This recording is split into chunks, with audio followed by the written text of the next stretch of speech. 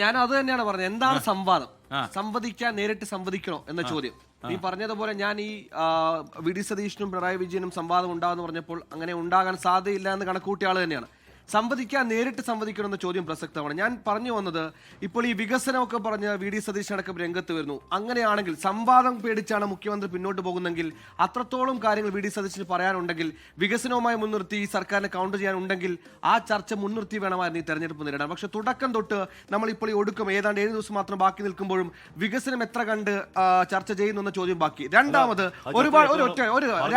VD. സതീശനെതിരെയും ഒരുപാട്, ഞാൻ പറഞ്ഞത് നേരിട്ട് സംവദിക്കണമില്ല, വി.ഡി. സതീശ് ഇതുപോലെ മറുപടി പറയേണ്ട ഒരുപാട് കാര്യങ്ങൾ. ഞാൻ ഒരു വാദത്തിന് സമ്മതിക്കും, നേരിട്ട് സംവദിക്കാനില്ല, അവർ വേണമെങ്കിൽ ഫേസ്ബുക്കിലൂടെ സംവദിച്ചോട്ടെ. ഞാൻ പറഞ്ഞത് പിണറായി വിജയൻ എന്നിട്ട് പ്രോഗ്രസ് കാർഡ് അവിടെ കിടപ്പുണ്ട്. അതൊക്കെയാണ് നേരിട്ട് സംവദിക്കാനൊക്കെ പ്രായോഗിക, അതിൽ റിട്ടോറിക്കിന് ഒരു പവർ ഉണ്ട്. എത്രത്തോളം ആളുകളെ സംസാരിച്ചിരുത്താൻ കഴിയും.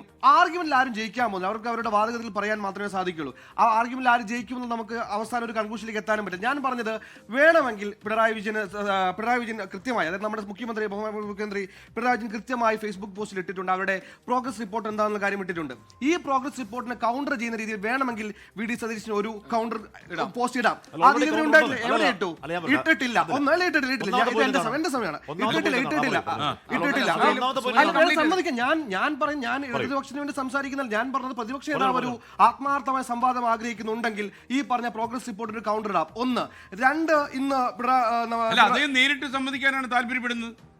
അദ്ദേഹത്തിന് ഫേസ്ബുക്ക് ഇടാൻ ഞാൻ പറഞ്ഞു, ഇനിയിപ്പോ ആ ഒരു സാങ്കേതികത്വം പിടിക്കേണ്ടതേ നിങ്ങൾക്ക്. അതായത് വി.ഡി. സതീശനെ സംബന്ധിച്ചിടത്തോളം, പ്രതിപക്ഷത്തെ സംബന്ധിച്ചിടത്തോളം അവർക്ക് അവരുടെ കാര്യങ്ങൾ പറയണമെന്നുണ്ടെങ്കിൽ ഇനി നമ്മൾ പിടിവാശി പിടിക്കേണ്ടത്, മുഖ്യമന്ത്രി നേരിട്ട് വന്നാൽ ഞാൻ എന്തെങ്കിലും പറയൂ എന്ന് പറഞ്ഞതിന് ഒരു സാങ്കേതികത്വം ഇല്ല. അതിനപ്പുറത്തേക്ക് വേണമെങ്കിൽ കൗണ്ടർ ചെയ്യാം. ഇന്നിപ്പോ ഈ പറഞ്ഞ UDF സർക്കാരിന്റെ കാലത്ത്, ഇരുണ്ട കാലം എന്ന രീതിയിൽ ഒരു ഫേസ്ബുക്ക് പോസ്റ്റ് ഇടുന്നുണ്ട്. അതിന് വേണമെങ്കിൽ വി.ഡി. സതീശന് കൗണ്ടർ ചെയ്യാം. 2, അതുപോലെ തന്നെ ഈ പറയുന്ന പബ്ലിക് ഡോമിൽ നിൽക്കുന്ന ഒരുപാട് ചോദ്യങ്ങൾ ഇപ്പോഴും കോൺഗ്രസിനെതിരെ ബാക്കിയാണ്. ഈ പറഞ്ഞ, ഞാനിപ്പോ ആ വിഷയത്തിലേക്ക് വീണ്ടും പോകുന്നത്, അടക്കമുള്ള ഫണ്ട് എവിടെയെന്ന കാര്യങ്ങൾ ഇപ്പോഴും ബാക്കിയാണ്. 4, ഇത്തരത്തിൽ 10 വർഷം ഭരണപക്ഷത്തുനിന്ന് ഒരു സർക്കാരിന്റെ, പ്രതിപക്ഷമായി നിൽക്കുന്ന സർക്കാരിന് ഒരു തെരഞ്ഞെടുപ്പ് വരുമ്പോൾ വീണ്ടും ഈ വികസന വിഷയം സർക്കാരിന് ചർച്ചയാക്കാൻ പറ്റുന്നുണ്ടെങ്കിൽ അത് പിണറായി വിജയന്റെ തികഞ്ഞ കോൺഫിഡൻസ് ആണ്. പിണറായി വിജയന്റെ വികസനം ഈ നാട് ഏറ്റെടുത്തുന്നതിന്റെ കോൺഫിഡൻസ് ആണ്.